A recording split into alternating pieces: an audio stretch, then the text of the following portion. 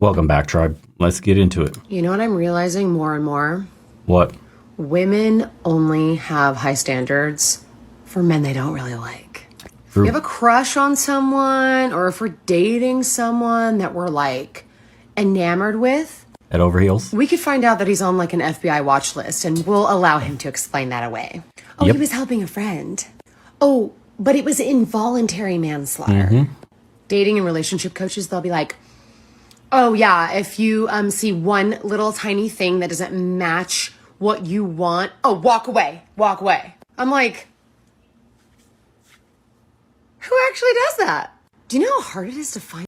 This is so huge in the game right now. If a woman's putting you through hoops, she doesn't like you. That's just the easiest way to tell. You know, it's like she makes rules for betas and breaks them for alphas. There's a little saying, I forgot what it is. Somebody in the comments will put it in there. But when a woman has genuine interest in you, like genuine attraction, man, raw animalistic attraction, she'll convince herself that all your red flags are green flags. She'll convince herself that all your shortcomings, you being broke, you not having a job, you not doing anything with your life, it's temporary. It's okay. There's not a problem. Her love, it's just the raw animal attraction makes them think stupid. The same way it does with a man. When you see a woman that you're very attracted to, all of a sudden it becomes a toxic relationship. You put up with things you never would have because you're so lucky you're hot. You're so lucky you're attractive, blah, blah. It's the same, dude. It's honestly an easy tell and how much a woman is interested in you. If she texts you right away, if she's willing to meet you all the time, if she's busy, but tells you plan Bs, like, hey, let's just do this on this day. I'm free right away. What about this? What about that? If she's offering alternatives, she's really into you. If the conversation's boring and dry and she doesn't respond back with anything interesting, she's not into you. But 100% the fastest way to figure it out is all the hoops she makes you jump through. If you go to dinner, if you go to grab a coffee, if you go on a walk, if you go wherever, and she's putting you through all these, I need him to do this. You need to bring this to the table. I don't date men that blah, blah, blah, blah. If any of that comes forward, dude, you're not the one. Cut bait. Start over with somebody else. I've been the guy on both sides. I know what it feels like to have a woman that's absolutely enamored with you and gives you zero resistance to anything, any idea. And then she pushes ideas on you. She wants to try new things she's never tried before. She wants to go places with you to spend time with you. Doesn't care about buying anything, getting gifts, you putting in any effort other than your time. And then I've been the guy that had to prove himself because the girl was kind of iffy, not that interested. And it's just an uphill battle. For what? You have to put inordinate amount of investment in order to get a little bit of return for somebody that doesn't even like you anyway. Like, if you have to prove yourself constantly day in and day out, that's just not the person for you, man. It should be frictionless. Two people meet, they really like each other, they make time for each other, they value each other's time that's being spent on one another. If that's not what you're getting, enough with the sunk cost fallacy. Next. Find someone that we actually like? Like, we find one decent man a year. And you want us to be an adult and like abruptly end it if they don't align with us? No, I'm gonna let this man ruin my life. Cause my standards are in the toilet with people I like. I have a lot of regrets, and I have a lot of regrets about my divorce.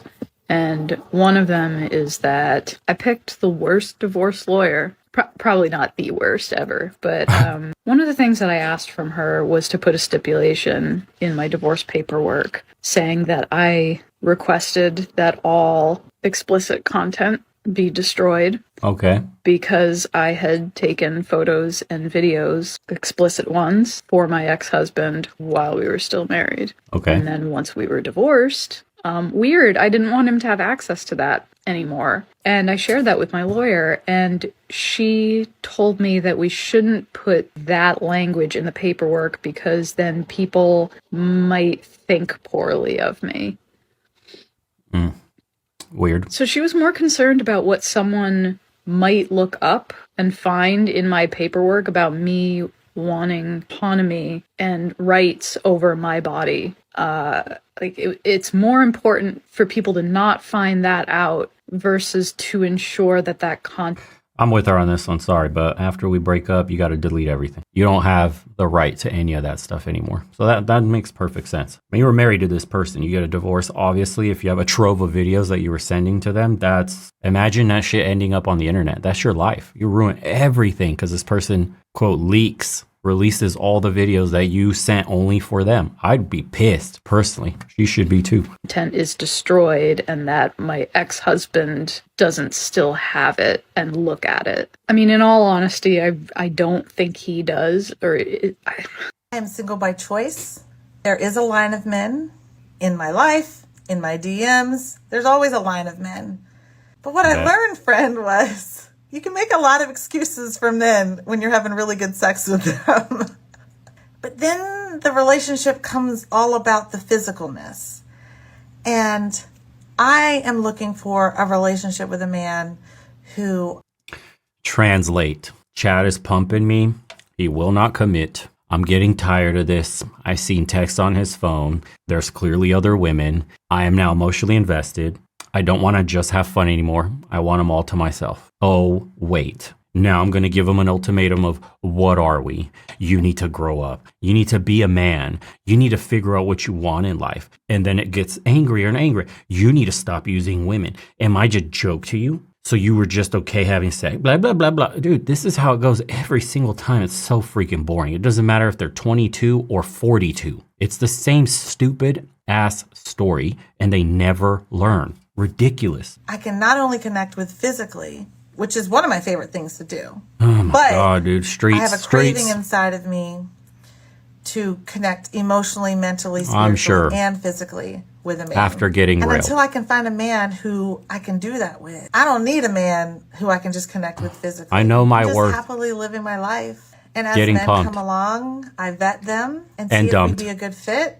And the best thing that I've done is not get physical with them. No one commits to me. 3 months, so that I can maintain clarity and sobriety in my decision making. Still can't keep them. About them. So I can see them clearly. And it's not and working. What are my standards? My standards are I want a high character man. Pumping and dumping. A man with emotional intelligence. High value. A man who makes me feel safe. Only I can have. Emotionally. Is rich. That's the most important thing I'm looking for. And most of those men are married. So there's just not a lot of those guys out there single. I'm too old. And local. The dating pool's changed. If it happens, it happens. If it doesn't, I'm happy with my girlfriends. Hey, peace. What's up? All right. I divorced my husband. Bruh. Why did I divorce my husband? I divorced my husband because I was making a certain amount of money. I divorced my husband because I thought I didn't need him anymore. I divorced my husband because I had this senior position at work and thought I held the same position at home. I divorced my husband because I thought I was better than him because I had my degree now. Perfect. I divorced my husband because I thought a successful marriage meant I was here and he was down here. That is not success. That's sickness. I found myself divorced and out there looking for love in all the wrong places. Fucking this one and that one and that one and that one and this one and that one. And my body count going up and my value going down. I'm just going to call it like a TI is. All the while, my husband done found somebody else building a relationship and building a life with them. Started off bad, but then she started speaking truth. Listen.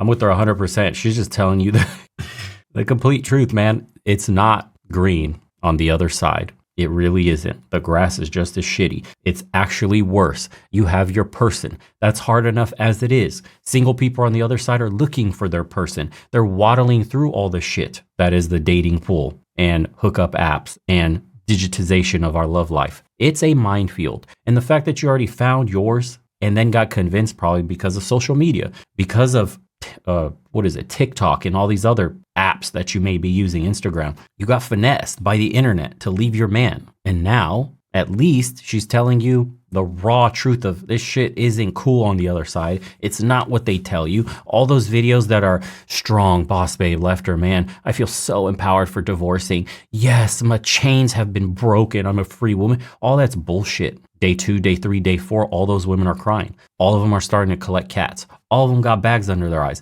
It's not a happily ever after to be a lonely cat woman where a bunch of men are just pumping and dumping. You can't take you serious. Come on, man. At least she's being real. 100%. I'm so sick and tired of fighting for my rights. I'm exhausted. We're going on 3 years. 3 fucking years. I've had 50-50 since January 27th of 2022. I've never missed a date. I've never missed a time. I've never missed doctor's appointments. I've never missed IEP meetings. I've never missed evaluations. I've never missed anything. I had to work on a scheduled parenting day. I told my ex on March 6th that I was not able to attend, that I was not able to pick up our child. He still insisted on sending his girlfriend and getting the cops involved. Oh. We set up a plan to meet for 10 o'clock today. His attorney said 9. I said I couldn't because I had to work. My ex wrote back that if I can't afford my bills, that I should be on Section 8. Ouch. And that he was holding our child hostage until April 26th.